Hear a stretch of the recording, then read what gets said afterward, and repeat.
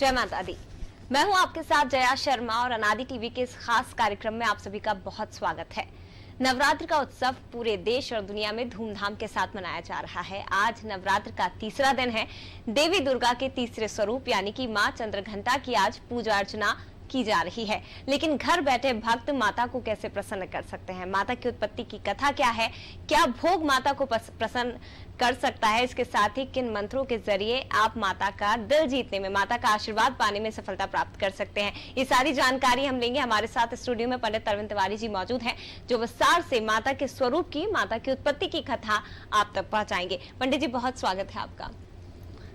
अनादि टीवी के सभी दर्शकों को पंडित अरविंद तिवारी का नमस्कार और नवरात्रि के इस पावन पर्व के आज तीसरे दिवस की बहुत बहुत शुभकामनाएं। तो पंडित जी, जैसा कि आप जानते हैं, हम माता के हर स्वरूप को लेकर रोजाना चर्चा कर रहे हैं नवरात्रि के दिन में, और आज मां चंद्रघंटा का दिन है। तो सबसे पहले माता के स्वरूप को बताइए कि किस तरह का माता का स्वरूप है, और उनकी उत्पत्ति की जो सुंदर सी कथा है वो भी हमारे दर्शकों को बताइए। बिल्कुल। और जया, हम एक बार पुनः आज माँ जगतजननी के तीसरे स्वरूप का वर्णन करेंगे। जैसा कि हम जानते हैं, माँ चंद्रघंटा, देखिए नाम बहुत ही अद्भुत है और उसमें दो शब्द का समावेश है, चंद्र और घंटा। चंद्र का तात्पर्य है कि ऐसी जगतजननी, ऐसी शक्ति जो कि शीतलता लिए हुए है, और घंटा शब्द का अर्थ होता है कि ऐसी ध्वनि जिनके चलते आपके मन से नकारात्मक ऊर्जा पूरी तरह से समाप्त हो जाए। तो मां चंद्रघंटा कौन है, कैसे उनका उद्भव हुआ, ये मैं आपको एक बहुत सुंदर सी कथा सुनाता हूं।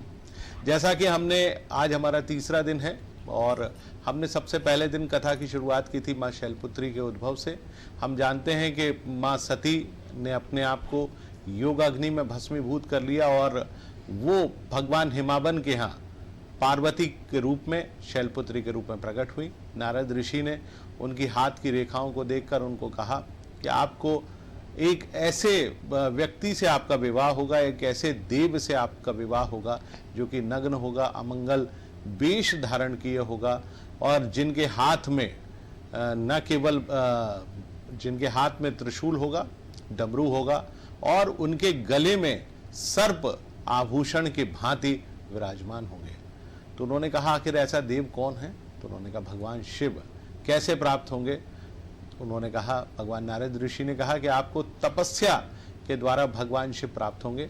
तो मां शैलपुत्री के रूप में उनका प्रकट हुआ। तपस्चारिणी यानी ब्रह्मचारिणी के रूप में उन्होंने भगवान शिव को पाने के लिए हजारों वर्षों तक तपस्या की। ऐसा कहा जाता है कि उन्होंने कई हजार वर्षों तक बिल्वपत्र खाकर सेवन भी किया, इसलिए उनका एक रूप अपर्णा भी कहलाया। तदुपरांत भगवान शिव बहुत प्रसन्न हुए, क्योंकि मां का शरीर कई वर्षों तक तपस्या करने के कारण सांवला पड़ गया था, काला हो गया था। ऐसा कहा जाता है कि भगवान शिव ने जो उनके मस्तक पर गंगा मैया विराजमान थी, उस गंगा जल और दुग्ध से उनका स्नान कराया और पुनः उनको गौरवर्ण प्राप्त हुआ। इसकी कथा मैं आपको अष्टम दिन अवश्य सुनाऊंगा, लेकिन प्राप्त हुआ। उसके बाद उन्होंने वर दिया कि अब आपसे मैं विवाह करूंगा। तदुपरांत भगवान शिव का हम लोग महाशिवरात्रि के दिन विवाह उत्सव मनाते हैं, और भगवान शिव का माता पार्वती के साथ विवाह हुआ। भगवान शिव से जब विवाह हुआ तो भगवान शिव ने अपना जो प्रिय आभूषण है, जो भगवान शिव अपने मस्तक पर अर्धचंद्र ग्रहण करते हैं, तो उन्होंने अपना अर्धचंद्र जो है मां पार्वती को भेंट स्वरूप दिया। माता ने उसको अपने बिल्कुल मस्तक के केंद्र में उसको रखा, और अर्धचंद्र जैसे ही रखा तो उनके अर्धचंद्र के अंदर एक घंटा जो है वो प्रकट हुआ। इसलिए माता का यह स्वरूप चंद्रघंटा कहलाया, अर्थात चंद्रमा के अंदर घंटा। देखिए, चंद्र घंटा जो कि अपने आप में शब्द है। चंद्र, मैंने पहले भी आपको बताया कि चंद्रमा मनुष्य को शीतलता प्रदान करता है, मन पर नियंत्रण प्रदान करने वाला ग्रह है। बहुत सारे ऐसे लोग जो कि मानसिक रोगों से ग्रसित होते हैं, तो हम लोग हमेशा ऐसे जातकों का चंद्रमा ठीक करने का प्रयास करते हैं कि यदि आपने अपने चंद्रमा यानी मन पर नियंत्रण कर लिया, मन को शांत कर लिया, तो आप जीवन में सारी समस्याओं का समाधान कर सकते हैं। और घंटा का मतलब एक ऐसा नाद, जब भी कभी आप मंदिर में जाते हैं और वहाँ पर आप भगवान के सम्मुख वो घंटे को आप हल्का सा बजाते हैं तो आपके मन में सकारात्मक नाद उत्पन्न होता है, जो उस ब्रह्मनाद की ओर आपको ले जाता है, जिस ब्रह्मनाद से इस पूरे संसार का सृजन हुआ। तो आज ऐसी माँ चंद्रघंटा की हम लोग पूजा अर्चना करते हैं। माँ चंद्रघंटा का स्वरूप बहुत ही सुंदर स्वरूप है, क्योंकि माँ चंद्रघंटा जब प्रकट हुई चंद्रघंटा के रूप में, तो इस पूरे संसार में नकारात्मक ऊर्जा फैली हुई थी, और उस नकारात्मक ऊर्जा का विनाश करने के लिए माँ चंद्रघंटा की जो मधुर ध्वनि थी, उसने पूरे संसार के सारे विषादों को दूर कर दिया।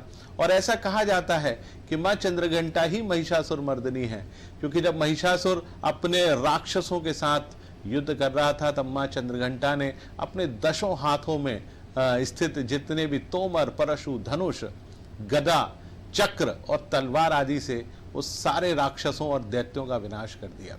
माँ जगज्जननी अपने भक्तों को निर्भय करती, जैसे सिंह निर्भय होकर पूरे संसार का सामना करता है, ठीक उसी प्रकार माँ चंद्रघंटा के स्वरूप का जो भी ध्यान करता है, माँ चंद्रघंटा के स्वरूप को जो भी विधि पूर्वक देखता है, वो सिंह के समान निर्भय हो जाता है। माँ अपने जातकों को हर चीज प्रेत बाधा से निर्भय करती है। जो लोग भूत प्रेत बाधाओं से फलीभूत हो जाते हैं, परेशान हो जाते हैं, तो ऐसे लोगों को आज माँ चंद्रघंटा की पूजा अर्चना करना चाहिए, ताकि वो नकारात्मक शक्तियों से दूर हो, बाधाओं से दूर हो।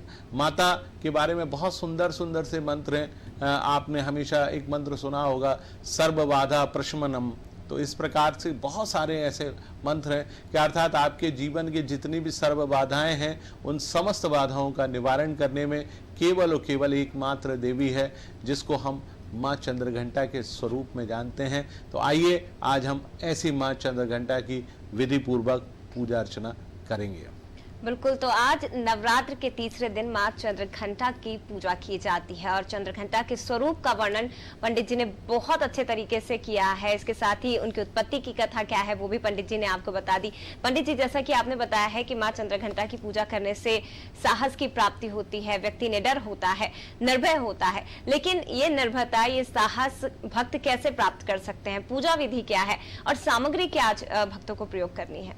देखिए, अभी तक हमने कल तक जो पूजन सामग्री थी उसमें हमने सुहाग की जो वस्तुएं हैं वो माँ को नहीं चढ़ाई थी, लेकिन आज हमको सारी सुहाग की सामग्री लेना है और माँ को अर्पित करना है।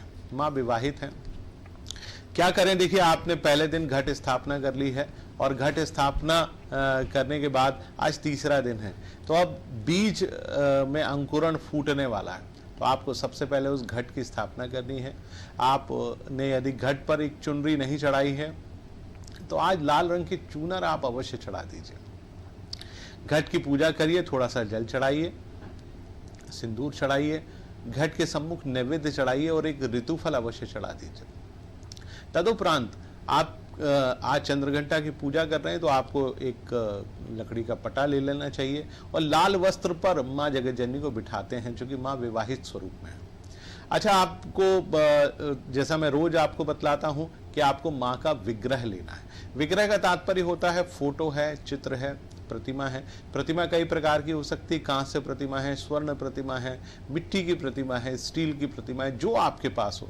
परंतु एक बात का ध्यान रखें, यदि आपके पास मिट्टी की प्रतिमा है, फोटो है, चित्र है, तो आप उस पर जल मत चढ़ाइएगा, अन्यथा वो खराब हो जाएंगे।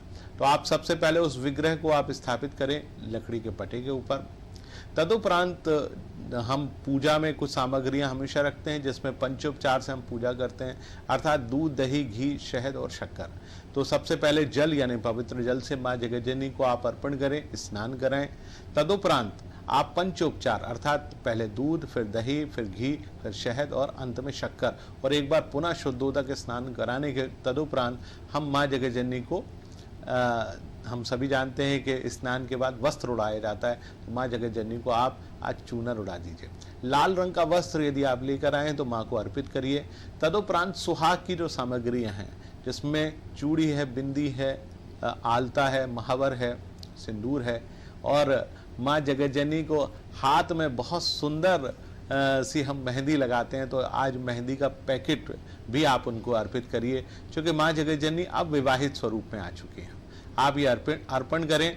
तदुपरांत आप माँ जगत जननी को नैवेद्य का भोग लगा दीजिए।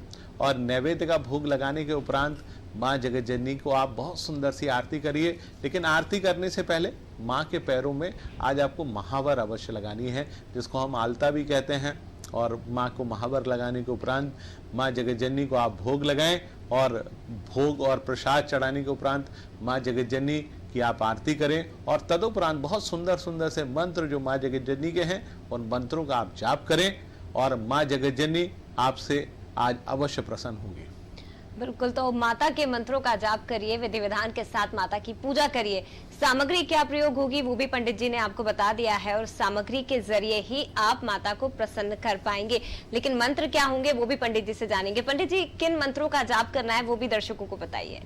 देखिए, माँ जगत जननी के आज आपको जिन मंत्रों का जाप करना है उनमें सबसे पहला मंत्र है बहुत सुंदर सा, जो कि दुर्गा सप्तशती का मंत्र है। मंत्र इस प्रकार से है, या देवी सर्वभूतेषु चंद्रघंटा रूपेण संस्थिता, नमस्तस्यै नमस्तस्यै नमस्तस्यै नमो नमः। तो आज आपको चंद्रघंटा के इस मंत्र का जाप करना है। और जो हमारा महामंत्र है आप उसमें उसका भी प्रयोग कर सकते हैं। मंत्र इस प्रकार से है, ओम ऐम ह्रीम क्लीम चंद्रघंटा दिव्यै नमः। तो आप इस मंत्र का जाप करें। और एक और बहुत साधारण सा मंत्र है जिससे आपके शरीर के जो चक्र हैं वो भी जागृत होंगे, ओम चंद्रघंटा दिव्यै नमः। तो आप इस मंत्र का जाप करें। साथ साथ आज दुर्गा सप्तशती के तीसरे अध्याय का पाठ आप अवश्य करिएगा। दुर्गा सप्तशती के आज का पाठ करेंगे तो मुझे लगता है कि माँ जगत जननी आपसे बहुत ज़्यादा प्रसन्न होंगी। तदुपरांत माँ जगत जननी को प्रसन्न करने के लिए आप चाहें तो आज थोड़ा सा हवन अवश्य कर सकते हैं। क्योंकि हम जानते हैं कि देवी देवता जितने भी हैं वो हवन की हवि के माध्यम से ही भोजन ग्रहण करते हैं। तो आज माँ को थोड़ा सा हवन, माँ के जो आपने मंत्र पढ़े हैं 108 मंत्रों से यदि आप हवन कर पाएँ, नहीं कर पाएँ तो 11 मंत्रों से भी आप हवन कर सकते हैं। हवन अवश्य करें ताकि माँ की प्रसन्नता आपको अवश्य प्राप्त हो। बिल्कुल, तो मंत्रों का जाप कौन सा करना है ये पंडित जी ने आपको बताया। लेकिन पंडित जी, हवन आपने बता दिया, भोग नहीं बताया कि आज माता को कौन सा प्रिय भोग उनको पसंद है, क्या भक्त भोग लगा सकते हैं जिससे माता की विशेष कृपा प्राप्त हो। देखिए, माँ प्रकृति की देवी है, तो आज आपको माँ को प्रसन्न करने के लिए माँ विवाहित स्वरूप में है तो मीठा यानी मालपुआ आप अवश्य खिला दीजिए।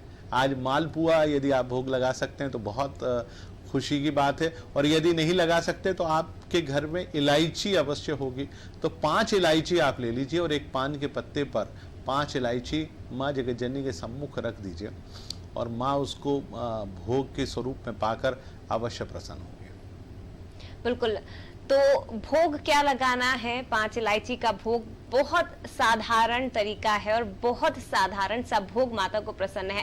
केवल 5 इलायची जिसके जरिए आप माता को प्रसन्न कर सकते हैं। पंडित जी, क्योंकि कहते हैं हालांकि माता है बहुत जल्दी प्रसन्न हो जाती है अपने भक्तों से, जल्दी क्रोध नहीं आता। छोटी सी भी आप अगर कोशिश करेंगे तो माता उसी में प्रसन्न हो जाती है। लेकिन कहते हैं कि माता के स्वरूप को प्रसन्न करने के लिए कई नियमों का भी पालन हमें करना होता है। कौन से नियम है जो इस पूजा में आपको ध्यान रखने की जरूरत है, और आज किस रंग को धारण करना चाहिए जातकों को? देखिए, बहुत सुंदर सा आपका प्रश्न है। सबसे पहले मैं रंग पर ही आ जाता हूँ। आज आप यदि सुनहरे या पीले रंग, जैसा कि मैंने अपनी जो जैकेट धारण कर रखी है, आप यदि इस रंग के वस्त्र धारण करेंगे तो माँ जगत जननी आपसे बहुत प्रसन्न होगी। ये रंग उनको बहुत पसंद है। देखिए, माँ को प्रसन्न करने के लिए आपको कुछ नियमों का पालन करना चाहिए। जैसा हम पहले दिन से आपको बतला रहे हैं कि आपको ब्रह्मचर्य का पालन करना चाहिए। बिल्कुल भी किसी भी स्वरूप में आपको असत्य भाषण नहीं करना चाहिए। महिलाओं के प्रति आपको सम्मान का भाव रखना चाहिए। जैसा कि नवरात्रि का जो पर्व है ये महिलाओं के प्रति आदर और सम्मान का पर्व है। ऋतु परिवर्तन का पर्व है। वर्षा ऋतु से अब आप शरद ऋतु की तरफ आ गए हैं, क्योंकि शारदीय नवरात्र है। तो आप इस प्रकार से नियमों का पालन करें।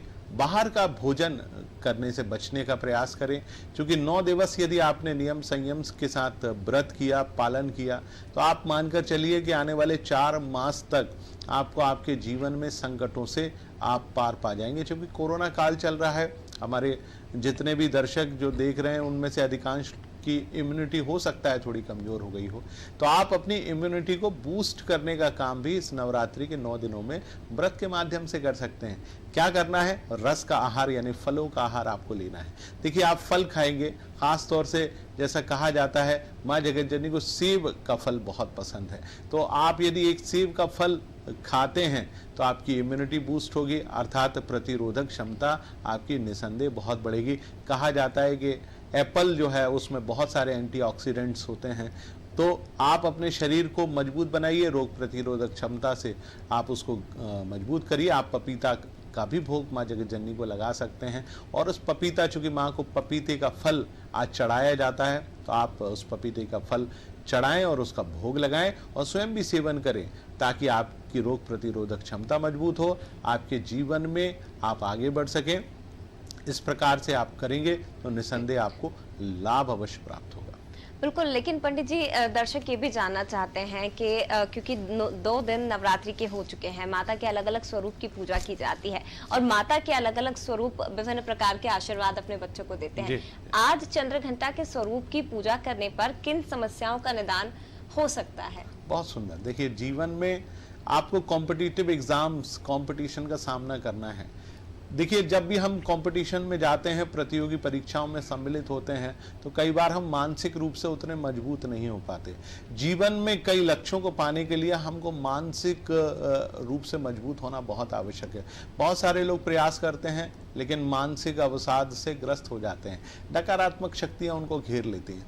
कई ऐसे आपको व्यक्ति मिलेंगे, स्त्री होंगे या पुरुष होंगे, जो अधिकांश कहते हैं कि भाई मेरे को अपने आसपास जो है भूत प्रेत आदि दिखाई देते हैं, नकारात्मक ऊर्जाएं मेरे को लगातार घेरे रहती हैं।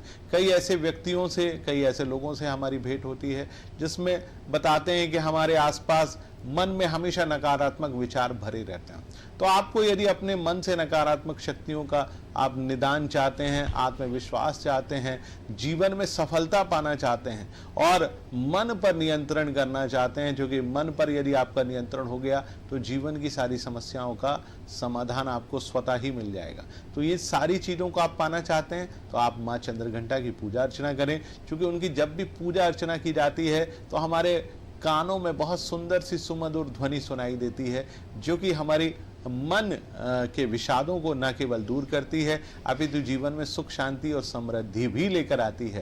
तो आप उनकी पूजा अर्चना करें और आज के दिन यदि संभव हो तो एक देवी मंदिर में जाकर घंटा आप अवश्य चढ़ाइए, और आप यदि इस प्रकार से कार्य करते हैं, घंटा माँ को अर्पित करते हैं, तो आप ये मानकर चलिए माँ चंद्रघंटा की अनुकंपा तो आपको प्राप्त होगी ही होगी। आप अपने जीवन में सकारात्मक ऊर्जा को वह स्वतः ही पा पाएंगे। बिल्कुल पंडित जी, ये बहुत अच्छी बात आपने बताई, बहुत अच्छा बिंदु के माँ चंद्रघंटा के स्वरूप की क्योंकि आज पूजा की जाती है, तो मंदिर में आप एक अगर घंटा चढ़ाएंगे या घंटा दान करेंगे तो उसका भी बेहद लाभ आज आपको मिलेगा। पंडित जी, क्योंकि जैसा कि आपने बताया कि माता का ये स्वरूप सुहागन का स्वरूप होता है, माता जी को लाल चुनरी और ये सब बेहद प्रिय होती है, तो ये माना जा सकता है कि आज घंटा चढ़ाने के साथ ही अगर किसी विवाहित महिला की पूजा की जाए, उसे घर पर आमंत्रित किया जाए, सादर सत्कार किया जाए, तो उसका भी बेहद लाभ मिलेगा, माता की कृपा मिलेगी यथा। और बिल्कुल मैं आपको बताऊं कि हम रोज अपने इस कार्यक्रम के माध्यम से बता रहे हैं कि आपको किस प्रकार से आज स्त्री पूजा यानी शक्ति की पूजा करनी है। तो आज के दिन चूंकि माँ का विवाहित स्वरूप है, तो आप विवाहित स्वरूप की जो देवी हैं, आप एक ऐसी महिला या ऐसी स्त्री को आज आप आमंत्रित करें जिनकी आयु लगभग 20 से 25 वर्ष के बीच में हो। यदि आपके आस पड़ोस में कोई भी स्त्री शक्ति वहां पर निवास करती हो, आज आमंत्रित करें। हालांकि कोरोना काल चल रहा है तो हो सकता है बाहर से लोग आपके घर ना आए, तो आपके घर में यदि उस आयु वर्ग की कोई भी महिला उपस्थित है तो आज आप उनको आमंत्रित करें। आप अपने घर में उनको बुलाएं, उनके पैरों को बहुत सुंदर सा आप धुला लें, उनके पैरों को धो लें, पैरों पे आलता लगा दें, उनको एक सुंदर से पटे के ऊपर बिठाएं, मस्तक पर आप उनको सिंदूर लगाने के लिए कहें, उनको आप एक चुनरी उड़ाएं और उनको आप बहुत सुंदर से जो सुहाग का सामान होता है उसको भेंट करें। तदुपरांत आज आप उनकी पूजा अर्चना करने के उपरांत आज आप उनको भोग लगाएं। लेकिन भोग में क्या लगाना है? हालांकि माँ को तो मालपुआ खिलाया जाता है, लेकिन आप चाहे तो खीर और पूड़ी का भोग भी लगा सकते हैं। आप आलू और चने की सब्जी भी माँ जगतजननी के स्वरूप में जो महिला आज हमारे घर पर पधारी हैं, आज आप उनको भोग लगा सकते हैं। और इस प्रकार आप जब उनको भोजन कराएं तदुपरांत उनका आशीर्वाद प्राप्त करें, और आशीर्वाद प्राप्त करने के उपरांत आप उनको बहुत सुंदर सी दक्षिणा अवश्य दें। और इस प्रकार से आप उनको आशीर्वाद उनका प्राप्त करेंगे तो माँ चंद्रघंटा आपसे बेहद प्रसन्न होंगी। बिल्कुल, तो ये बेहद आसान तरीके हैं जिससे माता को आप आज प्रसन्न कर सकते हैं। पंडित जी, क्योंकि समय कम है, लेकिन जाते जाते ये जरूर जानना चाहेंगे कि आज माता की पूजा से किस चक्र को मजबूती मिलेगी और कौन सा ग्रह मजबूत होगा? बहुत सुंदर आपका प्रश्न है। और देखिए, हमने पहले दिन माँ जगतजननी की पूजा की तो मूल आधार चक्र को जागृत किया। दूसरे दिन हमने ब्रह्मचारिणी की पूजा की तो स्वादिष्ठान चक्र को जागृत किया। आज तीसरा चक्र यानी मणिपुर चक्र को हम जागृत करेंगे माँ चंद्रघंटा के मंत्र से। और मंत्र क्या है? ओम चंद्रघंटा देवी नमः। तो हमारे मणिपुर के जितने भी कमल के जो पटल है, एक एक कमल के पटल पर हम एक एक पटल पर उस मंत्र का जाप करेंगे, उससे मणिपुर चक्र हमारा जागृत होगा। और जब मणिपुर चक्र आपको जागृत होगा तो आपको जीवन में नित्य नए आनंद की अनुभूति प्राप्त होगी। तो इस प्रकार से आज आप माँ जगतजननी की पूजा अर्चना करें और उनका आशीर्वाद प्राप्त करें। और सबसे बड़ी बात, शाम के वक्त आप किसी भी प्रकार की सुमधुर ध्वनि में भजन अवश्य सुने, क्योंकि आज भजनों का आनंद भी लिया जाता है। क्योंकि माँ जगतजननी माँ चंद्रघंटा को सुमधुर ध्वनि से भी प्रसन्न किया जा सकता है। तो बढ़िया भजन गाएं, नृत्य करें माँ के सम्मुख। आप इस प्रकार का आयोजन करेंगे।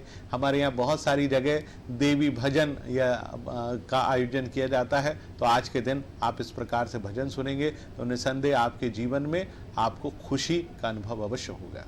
बिल्कुल, तो जैसे घंटियों की ध्वनि आपको मधुरता प्रदान करती है, आपके कानों को शांति प्रदान करती है, ऐसे ही आज भी करना है। और इसके साथ ही चंद्रघंटा को प्रसन्न करने के लिए आप घंटियों का भी दान कर सकते हैं। सुहागिन महिला को घर पर बुलाकर भोजन करवा सकते हैं। लेकिन कुछ विधि है, कुछ नियम है जिनका पालन करना आज आपको बहुत जरूरी है। वो जानकारी पंडित जी ने विस्तार से आपको दी है। तो हम भी यही आशा करते हैं कि आज आप माता की विशेष पूजा अर्चना करेंगे तो माता की विशेष कृपा आपके और आपके परिवार पर जरूर बनेगी। पंडित जी, बहुत धन्यवाद ये जानकारी साझा करने के लिए। जय माता की। तो इसी के साथ फिलहाल इतना ही। बाकी खबरों के लिए आप देखते रहिए अनादि टीवी। नमस्कार।